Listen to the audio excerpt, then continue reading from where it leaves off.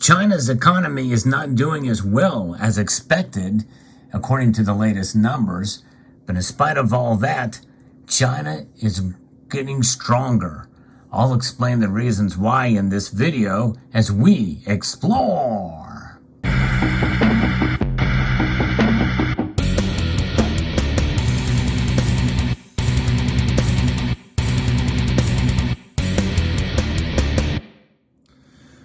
China's influence has been growing over the last couple of decades, and likely it's going to continue to grow, especially at the rate that we're seeing it in recent years here, because China is the principal in what is known as the BRICS nations. The C in BRICS stands for China. They're the second largest economy in the world. And in fact, by some estimates, China could very well overtake the United States. Since Nixon kind of opened up that gate, China has been manufacturing a lot of products for the West and the United States in particular. There's a lot of dependency on China. In fact, China is now forging new alliances with its BRICS partners and other nations as well to be able to use their currency, the renminbi, as the reserve currency for trading in oil and other goods and services. But what's going on in the Chinese gold market right now? Well, it's a mixed bag, and there is something to be said about that, and that part of that mixed bag is really good for China. Much better for China than for us, and I'll explain that later in this video too. I'm going to be referencing an article here from gold.org. This is the World Gold Council that talks a little bit about what is going on in the Chinese gold market. There is some mystery that shrouds in areas of secrecy and sort of with regards to Chinese gold holdings. But nonetheless, I think we can make some sense of it. Some data are published, others are not. And we know that China is a top producer of gold around the world. The LBMA gold price, we've seen drop recently, and the Shanghai gold benchmark and the renminbi saw a very small gain recently, but it fell back a bit too to depreciating renminbi against the US dollar. The average Shanghai London gold price premium fell sharply in April amid easing local supply and demand conditions. And that kind of news is what has sprouted to other aspects of the Chinese economy that actually weighed on gold and silver prices. That's right. Can you believe it that the Chinese economy is having an effect in the West? Why? Because we in the West depend so much on China for manufacturing of goods and services. And so there's less demand there, and there's a potential that there could be a recession there. There's a potential for a recession here. In fact, some think that we're already in it and that they could be already in it. In fact, some feel that there could be a global recession soon. 120 tons of gold left the Shanghai Gold Exchange in the month, a 37-ton month-over-month decline as an elevated gold price and seasonally weighed on demand. So this is an exchange that left because of that demand. And total assets under management of Chinese gold ETFs fell marginally, and that's to about $3.2 billion in April. Holdings were lowered to a half a ton to 50 tons. But China's gold reserves in the central bank rose further, totaling 2,076 tons after an 8-ton increase in April. That's right, they're adding more gold to the reserves. That's just the official holding. Some people feel they have a whole lot more. This 6th consecutive monthly rise means that gold now accounts for 3.9% of China's total reserves. China has imported 178 tons of gold in March, according to the latest information from China Customs. China imported 442 tons of gold in the first quarter, the strongest first quarter since 2015. That's remarkable. And we've also have what's going on now with the first post-COVID Labor Day holiday. Saw explosive year-over-year revenue growth in tourism and other service sectors. So there is that mixed bag as well, too. And local gold, silver, and gem jewelry retail sales showed vitality, by staging a 23% year-over-year rise during the period. But the momentum may not last. Upstream gold manufacturers tell us that retailers are cautious in post-holiday stock replenishment amid an elevated gold price in the anticipation of the second quarter as an off-season. Further, the slowing economic recovery may pose additional challenges. Remember, I reported on this channel that they are now wide open after COVID, but it's been a much slower adjustment than expected. And this is why some of these numbers are turning back, because we thought we would see further slowdowns with China being very harsh with their shutdowns and lockdowns. So that is what's happening in China. And there's other factors that talk about wholesale demand saw a seasonal fall, and this momentum is seen to date may be cooling, a clear indicator that can be found in manufacturing and service sector activities. And both of those had weighed down on gold's price.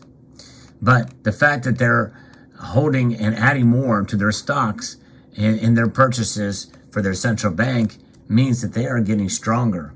And strength lies in gold, because, as much as the BRICS nations may seem to be all buddy and pals, they're much less so connected than many of the Western nations are, like in the G7. And so when you think about that, they have to have some level of a trust beyond just their currencies. Yes, there's been some talk about trading currencies based off the renminbi and the yuan, but it would sweeten the pot if it was backed by this metal, gold. Yes, indeed. So if they back that by gold, then that's going to provide a safe haven and an aspect that is beyond just the trust that they may have within their between their currencies, whatever nations trade through China, because their currency is a whole lot weaker than the dollar is. And with all these countries pining for not having to rely on the dollar, it only makes sense that in order to build trust between these other nations, that they have gold as a foundation. So the more gold that China has to back up whatever currencies and whatever trades they make via those currencies, that's going to be better for them and increase their position on the world stage as a power player, because China's influence certainly is growing. They're buying up a lot of land in Canada and in the United States, and have increasing their influence among the South China Sea and into Australia. A lot of things happening with China. They essentially, I think, want to grow an empire, much like what we saw the British do. I think that's what they are pining for. But nonetheless, we're a ways off from that, but still, the very fact that it's being bantered and talked about, and they've been very proactive, not only in taking back Taiwan, but also in expanding their influence around the world. And what better way to do it than what Russia has been doing since before the invasion of Ukraine? What did Russia do? I also documented that on this channel. Russia added more gold to the reserves, and that has done very well for them and essentially saved the ruble through this time. And China is looking to do the same, because who knows what could come down the pike. Essentially, we are in a virtual Cold War, as it were, in a case with Russia, but also to an extent China, even though we're doing a lot of business with them. There is a competition there. There's real problems. So we'll see how it plays out. But nonetheless, regardless, gold, especially the gold that you see here, well, it's tied to a nation. And that nation, by the way, has had it in their culture for many, many years. It's ingrained in their culture. But the metal itself has no agenda. It has no cultural significance in and of itself. It exists because of what it is. It's recognized because of its intrinsic historic value that has lasted for thousands of years and will last for thousands of years from now. So it's incumbent upon us to understand and realize and learn the lessons of what these nation states do and what central banks do. The whole idea of fractional reserve banking and central banks is kind of it flies in the face of what individual liberty, responsibility, and the real true free market is about. But nonetheless, they are smart. They are doing what they do, and we should do what they do as well too. What is that?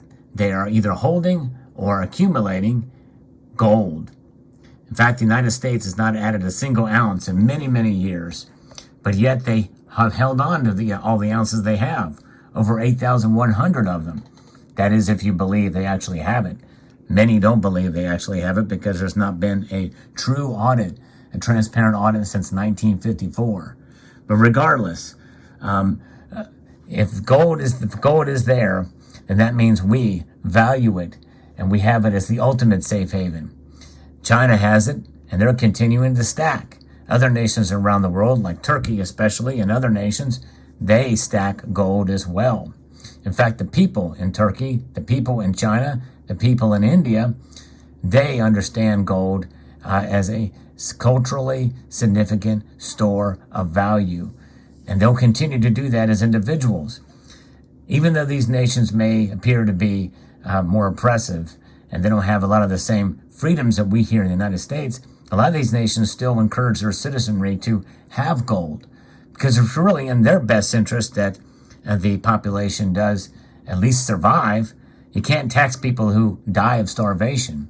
So that's why it's good to have gold in their possession, because even they know that what they're doing to their own currencies, in fact, China's got a central bank digital currency now, is not good, and it maybe does not instill any faith in that currency. So that's why gold is there. The ultimate safe store of value. They are getting stronger because they are adding gold. China. But you and I, we can get stronger too by adding gold to our portfolio, to our holdings, to our safes. There you go. Let me know what your thoughts are in the comment section below. Hope you found this video insightful, educational, and informative. I'd like to extend a multitude of gratitude to you all for taking the time to watch, and to encourage you to please rate, share, comment, and subscribe.